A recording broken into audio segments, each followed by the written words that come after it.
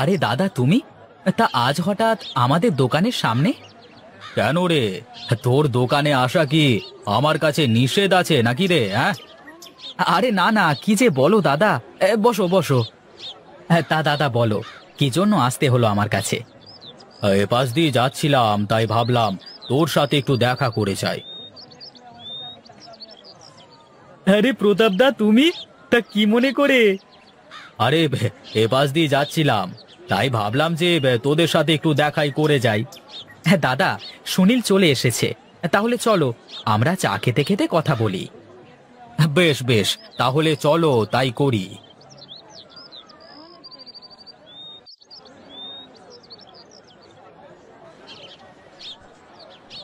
রামু, দুটো চা দিস এদিকে, কেমন? একটু বসো দাদা, দিচ্ছি।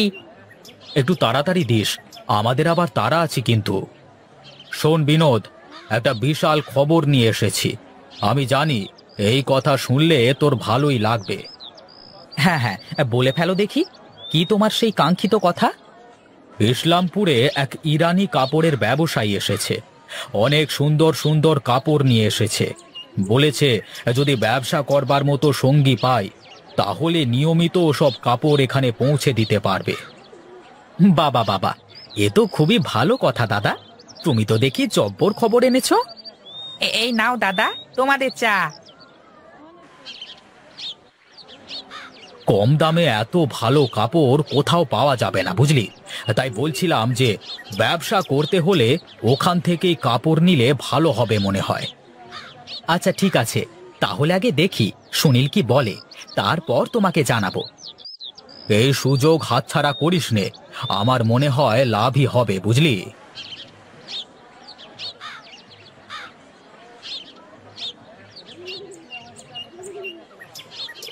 কি বলে প্রতাপদা? কি আর বলবে, ইসলামপুর নাকি কোথায় এক বড় কাপড়ের ব্যবসায়ী এসেছে, তার থেকে কাপড় নেওয়ার কথা বলছিল আর কি।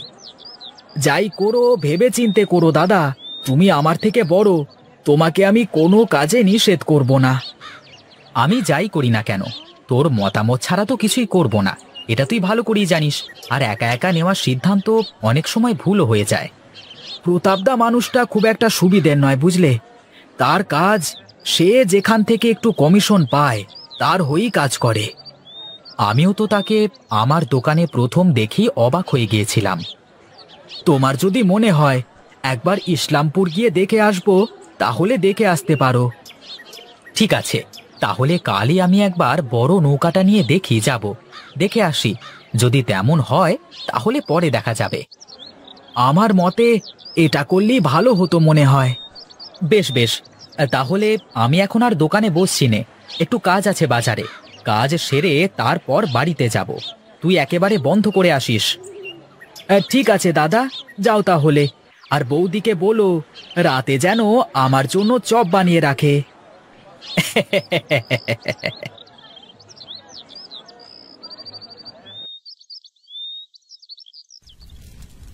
আচ্ছা দিদি, তুমি এত ভালো আলুর চপ কিভাবে বানাতে পারো গো?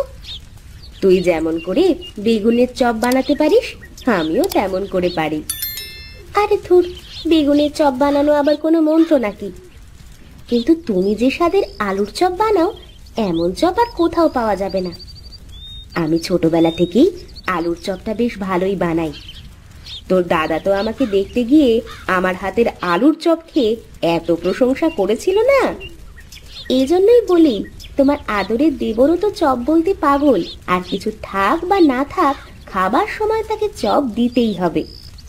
এ বাড়িতে আসার পর থেকেই সুনীল আমার হাতের চপ ছাড়া খেতেই চায় না। নে, তুই একটা গরম গরম খেয়ে দেখ, ভালো লাগবে।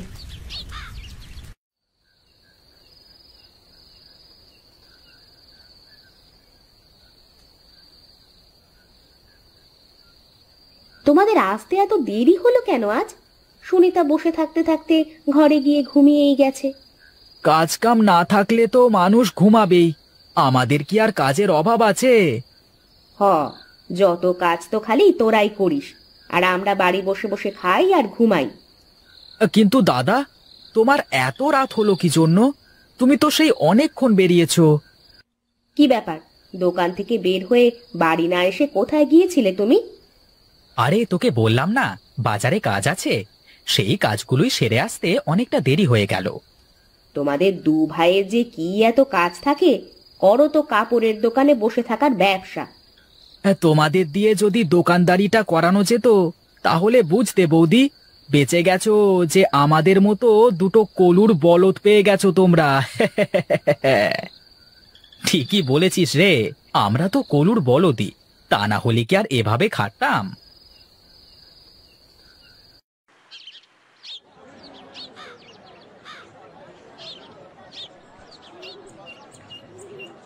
কিরে, দোকানের সামনে এত মানুষের ভিড় কেন? আমিও তো বুঝতে পারছি না দাদা, চলো তো আগে গিয়ে দেখি। এ কি, হায় হায় হায় হায়, এ কি হলো? আমার যে সব শেষ হয়ে গেল, কি যে হলো আমার? এসব কি করে হলো রে বিনোদ? আমার যে খুব খারাপ লাগছে রে। আমরা এসে দেখি এরকম সবকিছু পুড়ে ছাই হয়ে গেছে। দোকানের ড্রয়ারের সব টাকা রাখা ছিল, সেগুলো সব পুড়ে ছাই হয়ে গেছে। আমাদের সব শেষ হয়ে গেল দাদা। আমরা আমরা এখন যে পথের ভিখারি হয়ে গেলাম। এখন কি হবে? আরে আরে, অত ভেঙে পড়িস নে ভাই, শক্ত হ শক্ত হ। আমি জানি তোরা দুই ভাই একসাথে থাকলে সব কিছু করতে পারবি।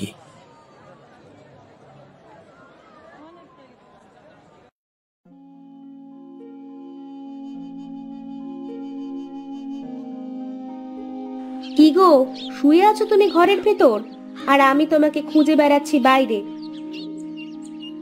কিছুই ভালো লাগছে না গো গিন্নি, মনটার ভেতর খালি হাহাকার করছে। যা হওয়ার তা তো হয়েই গেছে, এখন আর অত চিন্তা করে শরীর খারাপ করে লাভ নেই। চিন্তা কি আর সাধে আসে নাকি গিন্নি? একটা নগদ টাকা পয়সা কিছুই হাতে নেই। দোকান তো গেলই, সাথে টাকা পয়সা নগদ সব কিছুই চলে গেল গো। এখন এভাবে শুয়ে বসে থাকলে তো হবে না, কিছু একটা তো করতে হবে। কিছু না কিছু তো করতেই হবে গিন্নি, তা না হলে যে না খেয়ে থাকতে হবে সবাইকে। নগদ টাকাগুলো যদি বেঁচে যেত তাহলেও তো কিছু একটা করা যেত। ভুল তো ওখানেই, মাল আনতে যেতে হবে বলে টাকা মিল করে রাখা ছিল, তাই তো দোকানে রেখে চলে আসলাম। যদি বাড়িতে নিয়ে আসতাম তাহলেও করতাম এক কাজ। যা চলে গেছে তা তো আর ফিরে আসবে না, তাই বলে বসে থাকলে তো আর চলবে না। দাদার সাথে কথা বলে দেখি সে কি বলে, তারপর দেখা যাবে। ওগো, তুমি যদি কিছু মনে না করো, আমি একটা কথা বলবো। কি কথা? বলো দেখি, আগে শুনি। আচ্ছা, আমার হাতের চপ তো তোমাদের সবার কাছে নাকি অনেক ভালো লাগে, তাহলে একটা চপের দোকান দিলে কেমন হয়? আমি বানিয়ে দেব আর তুমি বিক্রি করবে। না না, আমি ও চপ বিক্রি করতে পারবো না। তোমার ইচ্ছে হলে তুমি করতে পারো। ঠিক আছে, তোমার কিছু করা লাগবে না, তুমি শুধু চুপচাপ থাকবে, দেখো আমরা কিছু করতে পারি কিনা।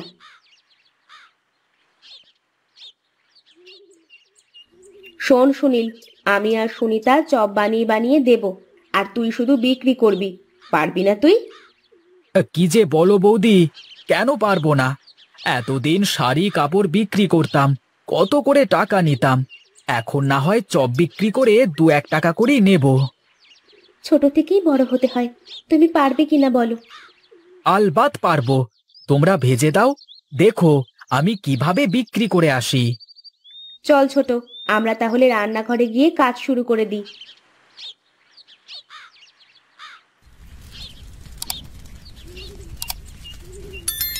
এই তো দিদি, বেশ অনেকগুলো চপ হয়ে গেছে, আজকের মতো এগুলোই থাক, যদি বিক্রি হয়ে যায় তাহলে কাল থেকে দেখা যাবে বেশি করে। ঠিক আছে, তাহলে এগুলো তোলা হয়ে গেলে নিয়ে গিয়ে সুনীলকে দে। ঠিক আছে দিদি, তাহলে এগুলো উঠিয়ে ফেলো। দিদি, আমি তাহলে এগুলো দিয়ে আসি।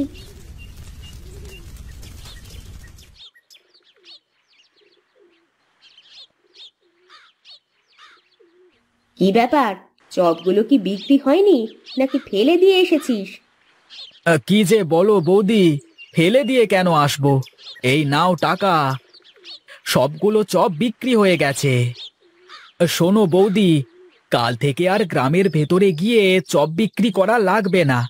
কাল থেকে সবাই বাড়ির উপর চপ কিনতে চলে আসবে।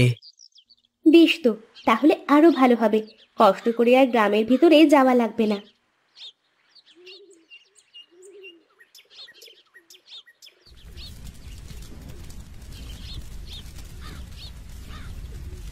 আমি আসলে তোমাকে অবহেলা করে তোমাকে কোনো সাহায্য করিনি। আমাকে তুমি ক্ষমা করে দিও। কি যে বলো না, এসব কি আমি আমার একার জন্য করেছি নাকি? আমাদের জন্য করেছি। হ্যাঁ দাদা, এতদিন তো আপনারাই কাজ করতেন, আমাদের কিছু করার দরকার হয়নি। কিন্তু এখন এই খারাপ সময় আমরা দু বোন আপনাদের পাশে দাঁড়াতে পেরেছি, এর থেকে যে আর আনন্দের কিছুই হতে পারে না। যাও যাও, এখানে দাঁড়িয়ে না থেকে সুনীলকে একটু সাহায্য করো। পাগলটা একা একা সব সামলাতে গিয়ে হিমশিম খাচ্ছে। হ্যাঁ হ্যাঁ, তাই যাচ্ছি।